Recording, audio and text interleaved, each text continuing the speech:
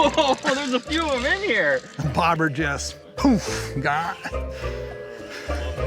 So some kittens, some cat power.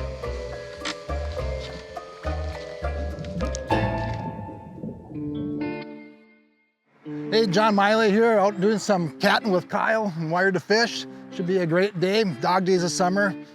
We'll be stretching some lines and corking some cats. Nice, I'm excited for it. You said they're up pretty shallow water. Yeah, you would think of when you go catfish fishing this summer, you're looking for deep holes and stuff. No, not in this situation. We're up in bays, muddy bays, lots of weeds, lily pads, the whole works, and that's where these fish in this system are going in the summertime. Is they're up in there, and I think they're chasing bait fish, small sunfish, things like that right now. And cool. And I kind of stumbled across them a number of years ago that this is where they go here. Yeah. They're not out in the rivers and the deep holes. Sure. Well, we've got the perfect unit for chasing shallow water cats. You wouldn't think a bass boat's a great boat for chasing cats, but in this particular situation, this would be perfect. Yeah, we got, the power poles, we can put it down, stick ourselves, we can fan cast an area. Yeah. Shallow water, we all know fish in shallow water are a little bit spooky. Catfish are no different than anything else. Sure. You want to stretch out a cast and not make a lot of noise, this will work really well. Sweet, well, let's get it wet. All right.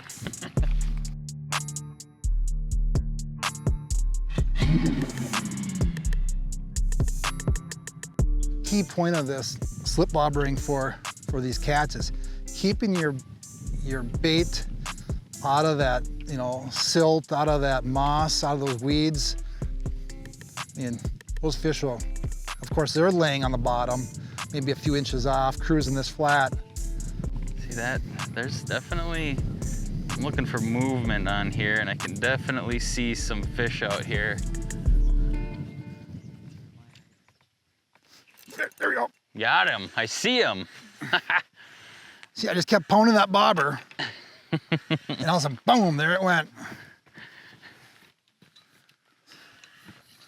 They just like to dig too. This didn't look like a real big one. So I'm going to drop the poles. And if you looked at that, what I showed you is, it doesn't look like traditional catfish water, does it? No, it looks like I should be throwing a frog up there for a largemouth. Yeah, that's right. Yeah. Rods work really good though, you can put your arm into them, especially when you get stay away from the troll. Another thing you're gonna notice that here we come, Kyle, they're just fat. What does that mean? What does that mean? They're chunky. They're feeding heavily. He looks chunky. Yep. Look at that. He is chunky. Look at how that hook did exactly what I wanted it to do. Buried him. Buried it right in the corner. As soon as that bobber moved, whack. I was on him.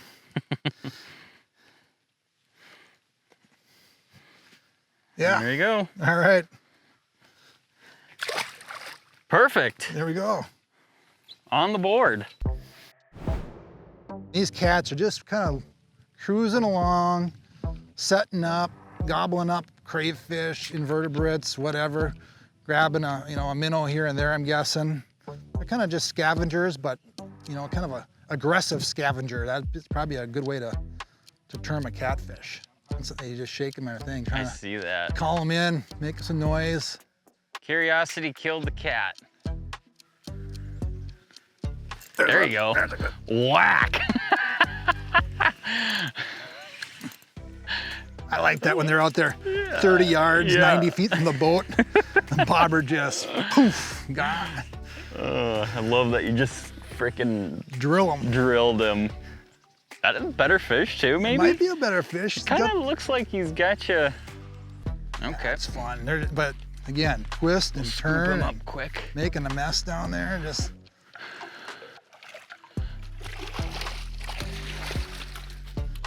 Look there. You can hear the old. You can hear that thing shaking. It makes a lot of noise. It is doing something, no doubt. Look at that, right in the beak. That wacky hook is sweet. I like the idea of that. I mean, that is a hook. Cool. Yep. You saw that I had about a 2-inch chunk of sucker on there and didn't have any issues with hooking up. No. Drill them right away. Sorry. No, and I'm not deep hooking these fish. Sometimes on that traditional way of, if this was my rig and I'm just letting it float down here, a lot of times you got to cut that line off and just sacrifice the hook. We got a lot of gook, filamentous algae and weeds on the bottom. So you're, like I said, your traditional way of putting a no roll sinker with a shank and a plain hook doesn't work in here. Yep. And so it just gets lost down in the bottom. Falls down and it's just saturated in moss, right? It doesn't work. Yep. So how we catch these cats is the only way, you got to float above it, right? You got a slip bobber system, just like we're fishing walleyes or, you know, panfish maybe. And that's kind of how I stumbled into this. We're fishing panfish with slip bobbers, and gosh, we started catching these cats. And so today we're just gonna, you know, Mille Lacs Lake is really popular for slip bobber fishing. We're gonna take that, instead of fishing 20 feet of slip bobber, we're fishing 4 feet, 3 feet of slip bobber. And adjusting that as necessary if we happen to find some deeper fish or shallower fish. Yeah, it's very simple, you know, just the old traditional slip on the knot. Yep. You know, I give myself, you know, start with about 3 feet of, I've got 20-pound braid here, and snug that down. And the other thing that I kind of like about the slip bobber system is I'm convinced, you know, catfish are kind of predators. They're out searching around, and they can hear, you know, when you're pulling a slip bobber, that bobber sliding, you got beads on here, it's making some noise. Yeah. So I also think that contributes to... you like stacking a couple beads in various places? That's right, right. Just to make a little bit more noise, I just need to get so I got the knot on, I just need the bobber stop bead. Because cats aren't the greatest at seeing, right? Right, right. I mean, they can be, I suppose, but if you look in this water, it's fairly turbid. It's fairly green, and it's got some color to it. And I mean, as we all know, cats have barbels, and they're very notorious for sniffing out a chunk of cut bait. Yeah, and so that's the other thing on this is I'm running cut bait on these slip bobber rigs. You know, so you know, maybe you can tie up or I'll tie up with, you know, I just got a VMC3 wacky worm rig. And the reason I like that, as you can see, I like that. It's got a big gap here. You put a chunk of, you know, I got some suckers we'll cut up. Yep. You put a chunk of that, and you got enough hook there that's gonna, when you set the hook, it kind of tips out. Yep. And you can bury that hook into the corner of that cat's mouth. I also like that. I mean, we all know circle hooks work real well. Yeah. But it is fun to just go ahead and crack one versus just winding into them. Yep. Yep. The biggest thing too is we're making kind of long fan casts, working that bobber almost like your crappie fish, and kind of jigging it along. And I'm convinced they hear it. They're smelling. They have, you know, those barbells are kind of like big taste buds, and they're always working, aren't they? They're working, and they're listening and everything else. And you get hooked up, and right away I like to stop, either spot lock or power pull down. Yep. And reel that fish, fight that fish all the way into you, and then get your line back out there after that and try to get another one, because a lot of times, like I said, they're kind of schooled up. They're on top of each other. These guys are running together. Yeah. And John had a pretty good idea here as far as we had a little jig rattle that we might in your pocket there. I wonder if we can I always thought this would be a great idea to tape that up to the bobber. To tape that on. If you put that right here with a piece of duct tape, or if we had a piece of little shrink tube, we don't have that with, or electrical tape. Yeah, we're just gonna take, Kyle, we're gonna take this and put it right on the shank of this slip bobber. All right. You can just, that'll rattle along and just call them in, I hope. All right. We'll see how that works. Worth a try anyways. Yeah, worth a try. Like we said, maybe a piece of shrink tube or whatever would maybe work better, but I think this will get us by for the time being. I think so too.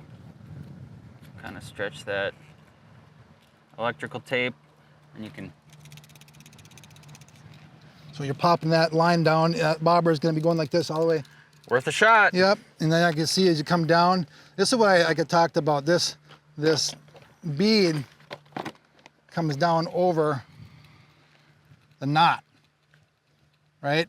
Yep. And this bobber is obviously sliding down, and sometimes this sinker wants to slide down and mash against this. At least we're protecting that knot from getting beat up. Sure. So. And you said that bead right here has a bigger diameter hole. Yeah. It just you look sleeves the You look knot at a slip nicely. bobber, and there's just not enough room. Yep.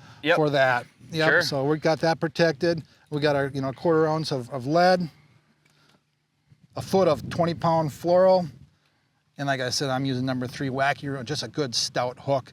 VMC. I like those closed eyes with Yeah. that resin. That makes for a nice snell. Yes. Yep. And then you can just jack them. And the other thing too is when that bobber hits the water, you're working it, and it goes down. You don't need to think about it. You just crack them. Crack them immediately. No, don't give them any line. Just don't, no messing around. No messing around. All right.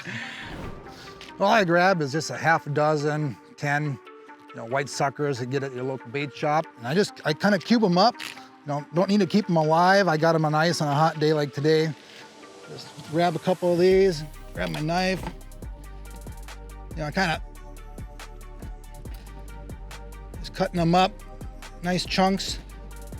One thing I do though on the tail is you always got to make sure you cut the tail off, because if you don't, that will always be kind of covering up your hook and flopping around and twisting your line up, and that's the reason we have swivels on there. But I always like to cut the tail off. It just works a little bit easier. A couple minnows will get set up. I leave the other ones whole, but it's nice to keep them cold so they don't get too stinky. People think that catfish always want the stinkiest of bait. A lot of times they like fresh bait. Fresher the better. Fresh night crawler, fresh cut of sucker, fresher the better. So, yep. Yeah, so I got them ready to go here. If you always have that accessible, that's always seems to be a good, a safe bet. That's right. So we'll just get this cleaned up. Throw it right in there and leave it in there for next time. Yeah. Close up the lids, and then I'm just gonna. What do we have? You have a couple crawlers down in here. Yeah, around the bedding. Dig down in there. All right. Whole crawler, half crawler. I would gob up your worm as best you can. There's a lot of panfish out here searching around. Put as much bait on there as you can. Usually I go through the top, and why? Because I know there's some bone in there. Get behind that backbone, and as you can see, there's plenty of hook showing there, so that if I set the hook, even if it gets turned like this, I still have a point that's gonna bury into the corner of that catfish's mouth. If I had it too tight of a hook, it just, when I set the hook, it just buries in like this maybe, and I don't catch them. Oh, I just got throttled.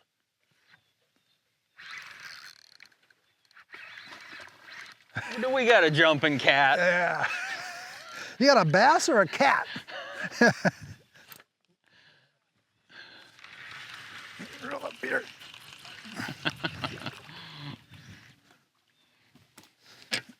Good one. A jumping whiskers. He actually came out of the water.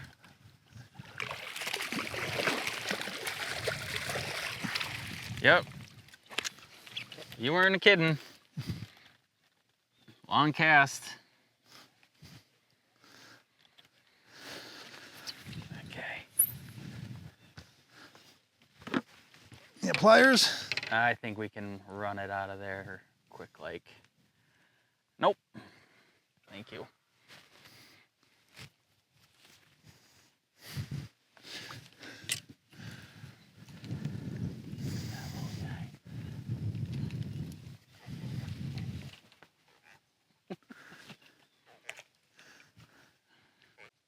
The first thing that kind of comes to mind for me after watching you would be, have you ever tried a popping cork? No, I have not. No. That might be something kind of interesting to try. Yeah, it would be. Because you are no doubt power fishing cats. I mean, at the rate that we're moving, dropping the poles, picking them up, letting the wind carry us down these. Nice. I mean, you're getting after it with that thing. I'd be curious to try a popping cork to see if that, like you said, just that extra disturbance. Yeah. It certainly seems to. Yep.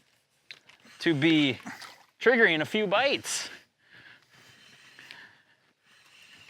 I don't know if that's a good or bad thing about us. We're always trying to figure out the best mousetrap. When it comes to fishing, your brain's always working. Yeah. To try and figure out, what's the next thing you want to try? That's the next best thing we can try. Yeah. How can I go from 20 bites to 40 bites, right? Yeah. Yep. Oh, Hey, is that a better one?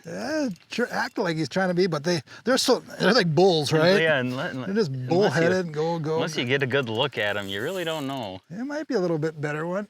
I thought maybe I got a glimpse, maybe not. It's a hair better, but not. You know, it was still fun. Whatever, catching 23-inch catfish, and they're just.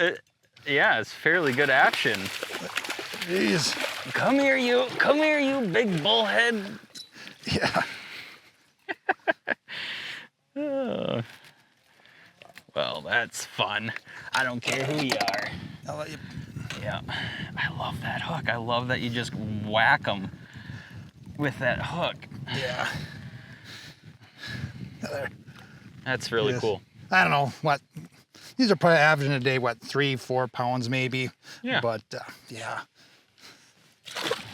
I think it's just a matter of time. It's just a matter of time. From the look of things, it's looking like if we keep on doing what we're doing, we might actually tangle up a big one. So rod, reel, line, we both have similar setups. John's got a little different reel. I've got a 13. This is the AL 13. This is kind of your inshore reel. Pretty quick pickup. This is like a 3,000 or 4,000 size. It's a 3.0 AL 13. John's got he's got a 4,000 size Shimano. And then the rods, these are both same size rods. These are 8 foot, medium heavy. These are the inshore Avids. We actually just got done coming back last weekend from doing a little bit of lake trout fishing. And Kobe and I ran these for the weekend and they were great for that. And I mean, it's just heavier fish. We've got a little heavier gear. You know, this is a 30-pound 131. John's got the Smackdown. That's a 20-pound, 20 or 30-pound also. But just a great combo for handling, you know, cats, handling trout, those type of animals. You know, these are good setups. You know, if you took these to saltwater, they would excel in that too. That's exactly pretty much what this stuff is designed for. But in our neck of the woods, it works great for chasing whiskers. Oh yeah. Whoa. Oh, there we go. Oh.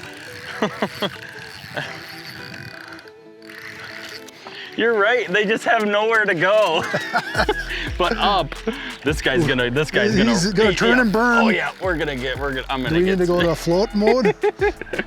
He's turning and burning. Yeah, we'll put the beans to him here a little bit. Keep him out of the power poles. He's all. Go ahead. Oh. Yeah. That one's got some vegetation. This is where I use my mat. That's a beast. That's a nice one. We're in the teens now. I'm gonna put this down. Boy, there's a few in here, John. This guy, it barely hit the water. I told you. Oh yeah. I'll keep the net underneath. I hooked him pretty stout right there. I got him, I think. Got him? I think so. Just toss that out there. That is a sweet hook for this. It is. It really is. That VMC is stout. Big old wacky hook. I like circle hooks, especially when you're dealing with fish on the bottom and whatnot. But I think that if you can just wind down and crack a cat on a cork, I mean, doesn't get much better than that. We're gonna let this angry bugger go. Oh.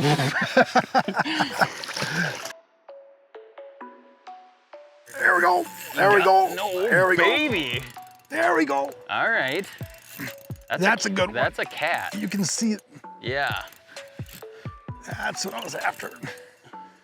Hopefully that's one of those. Well, you look at this. He's moving a lot of water. Yeah, he's moving a lot of water. Oh, he's going my way. He's coming. I'm gonna come up behind you. Get mine out of the way. Yeah, he's moving a lot. This is much better fish. Did he thump it pretty good? The bobber just started just doing what they do, you know. Sure. I'm gonna get mine. Yeah, definitely not a 3-pounder. Okay. I haven't even seen this fish yet, really. I saw it. Oh, there yeah, there we go. There he is. We're starting to see him. Yep. Very good. He wants to stay next to that damn motor, but that's all right. You can't we're gonna get a shot at him here any second. Come here, you. Come here, mister. If you were to guess, how deep was that fish in? 4, 5? 4 or 5 feet of water. I mean, I can see bottom right there. We came up shallow just to see if we could see. There we go. There we go. That's what. That's a nice one, eh? You know what? Why don't you hold him tight? We'll get that. I'll hold him tight. Where did our hook out go? There we go. That's a 10. Oh yeah, that's a strong 10-pounder. Looks like it. Very good. You were right. Yep. Powered corking, powerful cats. 4 feet of water, dog days of summer. That is really cool. Cut bait under a cork. That is really cool. Yeah.